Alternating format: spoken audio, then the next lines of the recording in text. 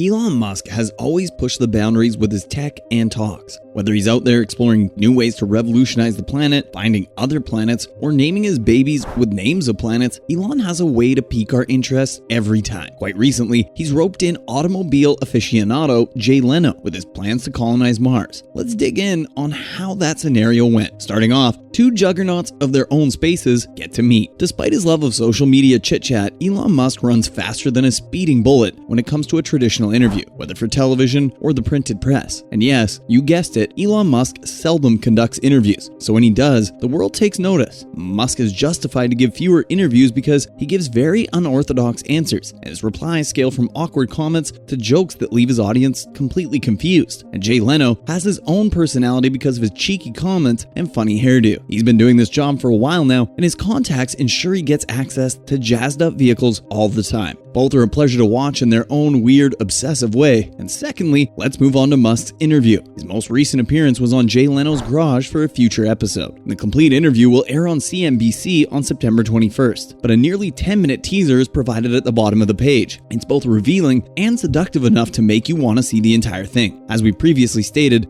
Elon Musk seldom does interviews, which is due in part to his strained relationship with the media. Another explanation is that he just doesn't have the time. What with striving to transform and electrify the automobile sector with Tesla and attempting to launch man to space in order to eventually inhabit Mars with SpaceX. But the fun part is that Musk and Jay Leno have a particular relationship. Therefore, he'll every so often appear with them for an interview. Moving on. Leno's quality time proved fruitful with a look at Musk's rockets. Musk gave Leno a tour of Starbase, showing him the rockets he's been working on and explaining that the ultimate objective is to create one rocket every month, eventually advancing to one rocket every 3 days. SpaceX, Elon Musk answered to NASA, plans to create 1,000 such rockets that will transport 1 million people to Mars in 20 years. 1 million people would be enough to support a self-sustaining colony on Mars, making it a viable alternative to life on Earth. This interview is probably not earth-shattering news for anyone who's been following SpaceX's advancements, though. The company pushes out radical news pretty frequently and makes its breakthroughs standard news for the public. These guys are true wizards at their craft.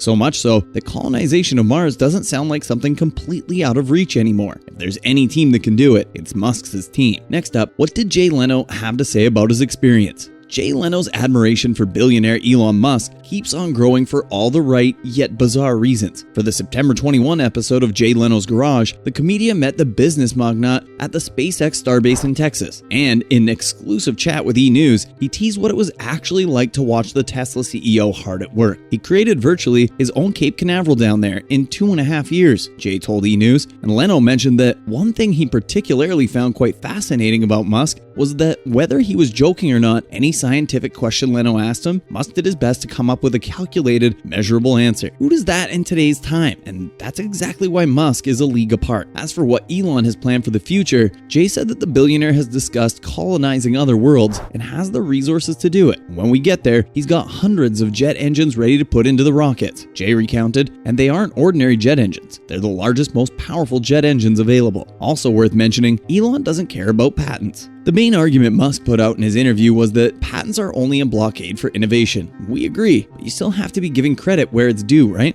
Elon goes right ahead and says that patents make sure they suck the soul out of creativity. And if one person is doing a good job and thinking ahead, they just put up blockades for others to follow suit. Jay Leno must have been impressed considering he himself shares some very enlightened views. This is also not the first time Musk has spoken out against patents. The face of Tesla in 2014 also voiced that one of the biggest reasons why his company attracts customers and employees alike is because of the hard work and effort his teams put in. And the engineers, the designers, and everyone in and around that hemisphere, not the patents. Patents are for the weak. Worth mentioning, Starbase and its rocketry history. SpaceX's Starbase launch facility in Texas has a 500-person crew and focuses on manufacturing rockets that would someday journey successfully into orbit to Mars. Musk's stated objective is to develop a reusable rocket capable of transporting up to 100 people to Mars. And the facility's first successful spaceflight occurred in 2021, and Jay probably got his fill of questions, and who knows, he might have gotten his ticket for the first commercial flight up there. The two are somewhat buddies, and their wacky, innovative business is what gets our senses tingling. We wouldn't be surprised if Starbase had a lot more visits by Leno just to check out some rockets. Oh yes, not fishy at all.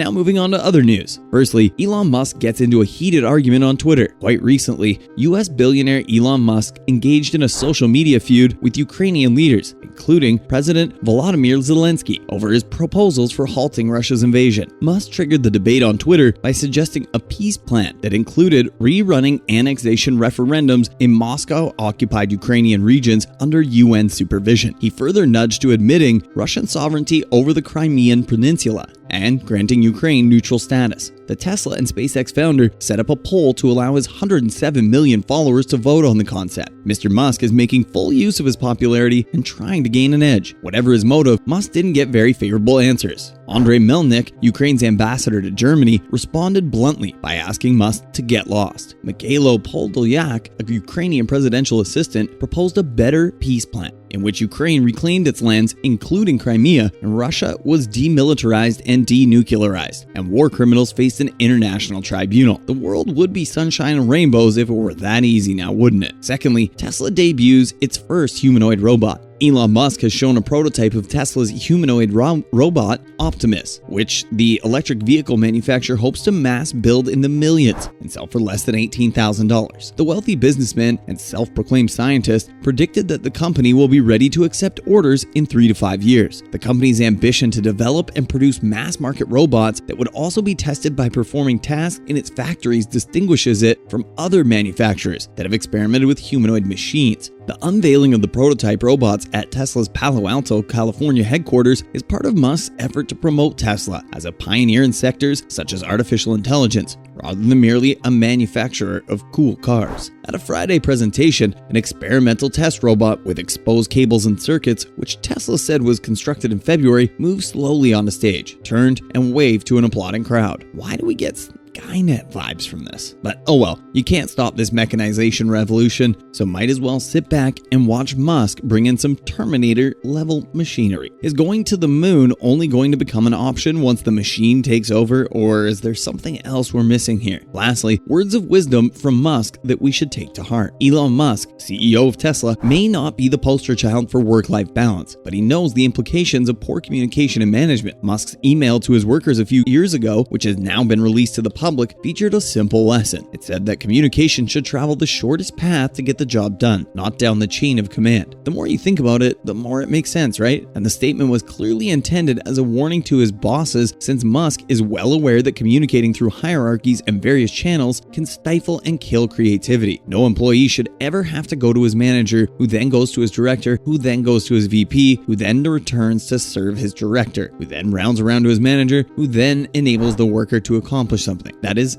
insane. And that's a wrap for this video. What do you think about Leno and Musk meeting up? Are they cooking something up that we're still hush-hush about? Let us know in the comments down below. It'd be awesome if you gave this video a thumbs up, and please don't forget to subscribe for more scrumptious videos just like this. I'll see you in the next one.